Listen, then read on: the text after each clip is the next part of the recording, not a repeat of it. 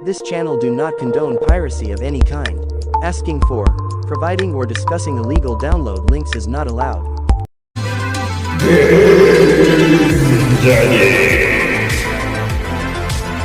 Hello Game Daddies. Game Daddy here, and welcome to our channel where you're never too old for video games, and we're all about to dive into the world of Android emulation. In today's exciting episode, we'll be talking about VITA3K Android, Strato, Yuzu Android and VITA3K CCC, so grab your joysticks and game on. But before we start, if you haven't subscribed yet to the channel, please subscribe, and hit the notification bell icon so that you'll be updated with the latest news, tutorials, and anything about Android emulation. Let's go. Let's talk about PlayStation Vita emulation on Android with VITA3K. It looks like VITA3K developers are making Child of Light run on the PC version of VITA3K. Is this going to be another possible playable game for the next VITA3K Android V10? Let me know your thoughts about this one in the comments section below, and that's not all. McDo just updated the VITA3K Android V9 because he made a small mistake while making the app, and he said it's slightly faster and lighter. So if you haven't updated your VITA3K Android V9, grab the latest version of the app. I'll leave a link in the description box below. Next up, let's talk about Nintendo Switch emulation on Android with Strato.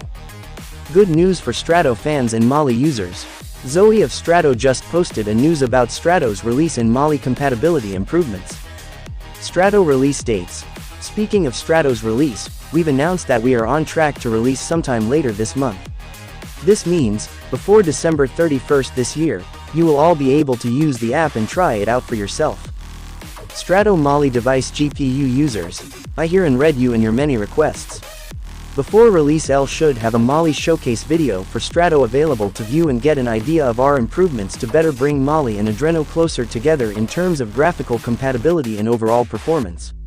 So expect a Strato Mali showcase before its public release, all of that this month of December. Next up, we're still talking about Nintendo Switch emulation on Android but with Yuzu Android.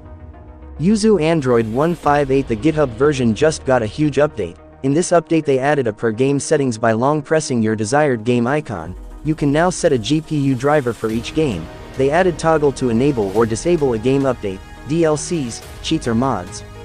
Upon starting a game, you will be prompted if you're going to use the global configuration or the custom configuration.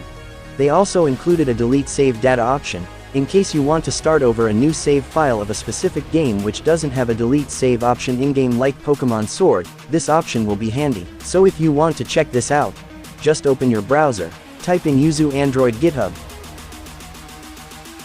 After that choose this one. Once you're inside, scroll down and look for assets and tap the APK file.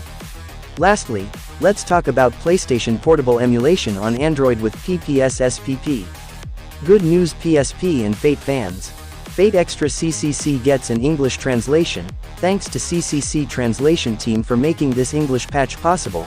If you want to learn more about CCC Translation Team's future plans and other projects, you may want to check their official website. I'll leave a link in the description box below. Inspire me to make more videos like this by subscribing to the channel.